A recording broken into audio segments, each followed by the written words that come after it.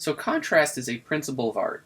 When defining it, art experts refer to the arrangement of opposite elements, light versus dark, rough versus smooth, large versus small, etc., in a piece so as it creates visual interest, excitement, and drama. Contrast can work with any design element, whether it's line, shape, value, space, size, texture, color, any of them, they all can work. It's using a variety of these elements in contrasting ways is the key to making successful images and designs alike. That leads us to the next question. What are the types of contrast? Value. How light or dark something appears using high contrast of value to emphasize light, form, shapes, or patterns is a great way to lead the viewer's eye. More importantly, value is often used to structure an entire scene for easy readability. Now, proximity, the area around or between elements in a design. It's best utilized to separate or group information. I recommend balancing elements in a scene to provide visual rest or define importance. Hue and saturation. Color is used to create emotions, create visual interest, as I'm showing here, and more. I often like to have dominant and subdominant color schemes, where the scene is partly made up of one color with the accent of another. Shape. Shapes are made up by combining different lines. I often refer to them as geometric or organic, or simply hard and soft. Whether abstract or representational, using a contrast of shapes is a great way to create interest. Direction. The line or course something appears to be aimed at. Two lines or shapes juxtaposed at opposite directions is a great way to create visual contrast, a visual path, or to highlight something important. Edge. How soft or how hard something appears. This can be associated with texture, focal distance, or shape of a form. Good edge control is a matter of technique and good decision making. Proportion, or commonly referred to as size. Use size to dictate the scale of an object or a scene, or to emphasize the importance or hierarchy of elements. Use a greater degree of contrast on small and large elements to create more visual interest. Texture, a more subtle use of contrast. The surface of an object can both look and feel how light behaves to it. A good balance of texture is usually made up of implied and direct areas of it.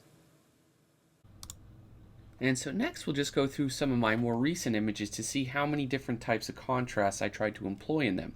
So first up is value, right? I like to check this by just desaturating the image. Do we have nice areas of light versus nice areas of dark? I'd say yes on that. So let's just put a little tally here so we can keep track. And 1. All right, so proximity. What are the major shapes going on and how are they grouped? Well, there's the heads, there is the sky, and then there's the characters. I do have some separation on them, but it's nothing that I really utilized in the design itself. It wasn't something I was going for, so I'm going to pass on that.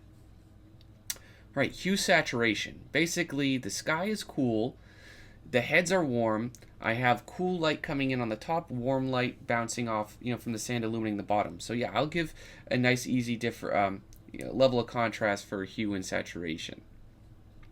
Now shapes, right? Here's a major big shape. Here's another nice curved shape, and we kind of subdivide that. We have a few smaller shapes into there, a medium shape, a small shape, and the sky itself makes a larger shape. So yes, I would say this has great shape variety. And we just check like that. If the scene works good in shapes, that's a good sign to move on to the next phase, whatever that may be. So another tally. Now direction. What are some of the direction that the lines and the shapes are pointing to? How can it guide me around the viewer's eye around the focal point, which is this major head and everything? But yeah, I'd say overall it's got some nice direction to it in terms of the direction the shapes are facing, with the head going in the opposite direction of everything else.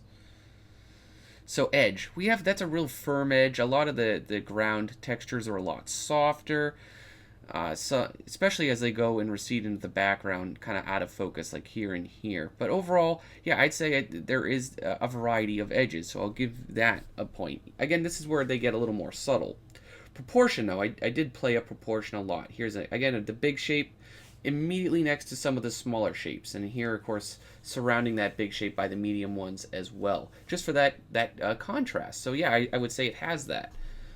Lastly is texture, and yeah, there is a variety of textures. There's probably 5 major ones: the sky, the head, the sand, the rock, and we won't go into the characters. But yes, this utilizes all but proximity, and I feel that's why it's a strong image. So next up, an image I actually completed just of last week. Let's look at the values. Make it nice and small. Is it reading? Obviously we have big areas of light that near the darkest elements in some of the scenes.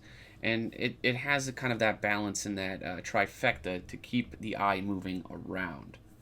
But the overall highest point of contrast is where that big cloud meets right above where that dragon is. So I'll give that a tally. Now, proximity. This is the most important kind of thing in the scene. It's the only character. I completely, negated anything around it and have big areas of nothing, kind of all sandwiched together, where they're kind of close. Some of them are overlapping. And so, yeah, I would say this one actually does have some proximity to it by design. Hue saturation. It's all about this key little area of grass. It's the brightest, most saturated piece of green, and then we have the shape of the lightest light right above it, kind of pointing right to it. So yeah, that was definitely something I did intentionally, and I wanted to call attention to that area. Shape. Let's trace all the major shapes I can throughout the scene and see how these hold up in an abstract way. Of course, kind of coming around here. I'm not going to get too precious with this. I just want to get the idea across. So some of the major overlaps and then some of the negative space. But again, we could see if it holds up, just by, putting a blank layer on, which I'll do here, and then just kind of connecting some of the T's, dotting the I's, just to have it make sense. Like that goes there for the horizon, and then cleaning up that one hill shape, just like that. So yeah, I'd say that's a pretty good variety. A lot of large versus medium and smalls. Direction. This one's a little more subtle in this one, but I do have some nice little ellipses, as we just found out in the shape design, kind of going all kinds of ways. A lot of the mountain shapes are kind of at a diagonal, like so. Some of the clouds are doing, adding that weight to the image, pushing things kind of softly down above the angled rocks, and the trees kind of just jutting that energy right back up to them, kind of creating that focal. But yeah, there's a lot of different directions in the scene. And next up, we'll look at some edges. So a lot of hard, fairly crisp edges, as I'm highlighting here. Even some of the edges on the clouds are kind of fairly firm, but not quite as firm as the ones on the ground, with the softest edges transitioning up to the top of the cloud areas and in the backgrounds. That way it'll take less emphasis on them and put more onto the foreground. So we'll give edge a tally. Now, proportion. I had fun with proportion. And I, of course, tried to do large, massive shapes, some more modest, smaller ones, and kind of sandwich all those in between with a few medium shapes size, both in clouds and land masses, right? That's a big shape, for instance. Here's a fairly small one. Here's a small one, with that background being a fairly medium size as well. Or that one's more or less a medium. But either way, it does have that variety, so I will give it to that. Now, texture, right? This is all kind of very soft texture. I'm showing that with wavy lines. This basically has no texture, and then this has heavy texture. And that's kind of bounced around, seen throughout the scene. Again, this has about all 8 types of contrast. And so last up on the chopping block is my western scene. As you can see, I have clear shapes of dark, areas that are in shadow, and then clean shapes that are in light, kind of surrounding and pointing us to it. Here's some of the light shapes, for example. So a good balance of them. So yes, I'll call that a point for value. Next up with proximity. Now, this scene's all about this rock. It's all about that mountain. And I tried to isolate it so, especially that plant up top. It's the only plant up there, surrounded by no other plants, where the most of them are down there, and it's kind of surrounded by softer things like the clouds and the sky for contrast. So point for proximity. Now, this is hue saturation. These areas where it's the most saturated against some of the areas that are the least saturated, like the shadow side of that. And of course you have that against the blue sky, which is a fairly easy tool to utilize to point out the contrast here. So yeah, I'll say sure, hue saturation. Now in terms of shapes, what I'll do here is actually make the light layer first, so I can kind of just make it easier to see as I draw over them. But anyways, here we go. Start off with the shape of the focal point, a nice large one, surrounded by a few other medium and small ones. So I'm trying to find the gesture of all the shapes. That's how I'm approximating these, because that's what it looked like in my original sketch, something like that. But yeah, I would say it abstractly has a nice kind of flow to it. So points for shapes. Let's look at the direction now. Again, this major rock, it's the only thing really pointing up in that direction. Everything else is kind of going counter to it. Again, it's helping us look there even easier, with the surrounding shapes supporting it by swifting and moving us kind of around the viewer's eye in a path. Edges, this is definitely more subtle in this one, but yeah, I tried to have like a hard edge around this major one, having much softer edges on the detail in the background here, and having hard edges on these elements in the front. That's kind of always my standard procedure, and it works pretty well, so I just use it over and over again. But again, higher edge control on the areas that are getting hit by direct light, softer edges on things in the shadow. Now proportion, let's look strictly at the proportions of things. Big, this is big, call that medium. Big shape there. This is a small. This could be a small and a small. There could be another big one, which would make this one a medium. And then here we have this little shape here, which could be, it could be a big or a medium, but I'll just call it medium for now with a small there. So get a good rhythm of big, medium, and small shapes.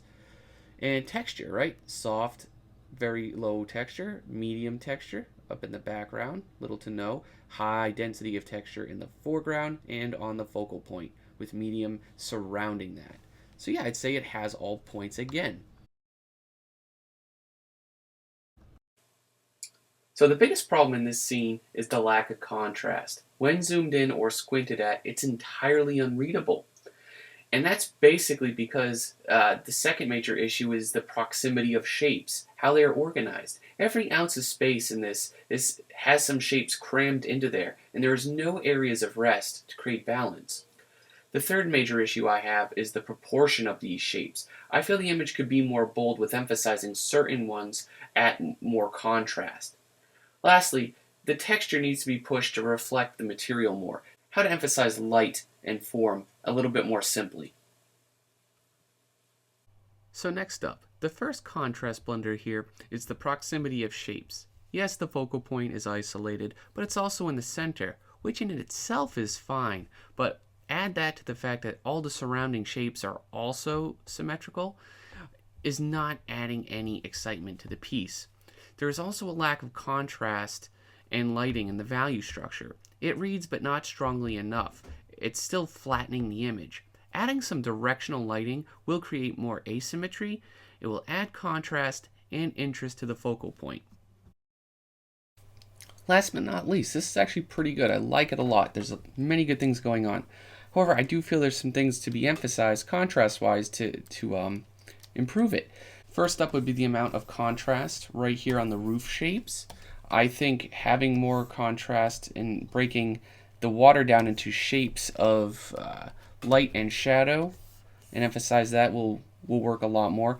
Having some more lighting on the overall root here will help it as well. Darken and simplify the contrast actually in the background here, because this is the corner of the image. We don't want to see it. And yeah, I feel like that will help that a lot. This just needs a little more push in terms of contrast overall, particularly around these shapes here. They get completely lost. I would increase some moonlighting on these shapes again. Maybe have more of a light kind of coming down from some of these background shapes as well, just to create a little bit more of a push. And so I kind of did that here with these. So see a little more emphasis on the lighting. If these mushrooms do in fact glow, we could have more contrast on those as well. And yeah, just simplifying some of the background information, but making the shapes, the larger shapes, just read a little bit easier on both of them. So, to sum things up, contrast is simply defined as difference. Having difference adds to an image's appeal. Having no difference makes things look static and boring, like grandma's wallpaper. Contrast is the key to a good painting, and as far as I'm concerned, this is the golden rule for artists. It may well be applied in a plethora of different ways by different painters. So thank you guys for watching, and I'll catch you next time. Thanks for watching, particularly if you made it to the end here. If you'd like to support the channel, please like, share, and comment. You can find me on Facebook, ArtStation, and Instagram. Now, I share different content on each platform, so feel free to stalk me across the web. Feel free to join the Brush Sauce community as linked below. We do hangouts, have a Discord channel, host challenges, and support each other in artistic growth. Finally, if you'd like to inquire about my one-on-one mentorship program, head over to tyleredlinart.com, click on the Mentorship tab for information, and shoot me an email. Also, I run 2 courses at the Computer Graphics Master Academy. Feel free to check out those as well. Take care.